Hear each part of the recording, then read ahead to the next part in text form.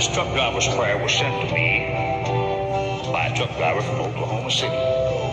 He found it at a truck stop, Mary's Cafe in Cairo, Illinois. Now, this prayer means a lot to him, and I think it will you too. So if you will, give a listen and see if it isn't your prayer too. Dear God above, bless this truck I drive and help me keep someone alive. Be my mortal sight this day on streets where little children play.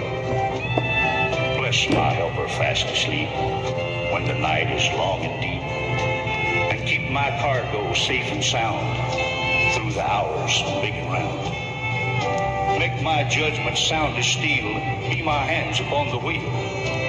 Bless the traveler going past, teach him not to go so fast.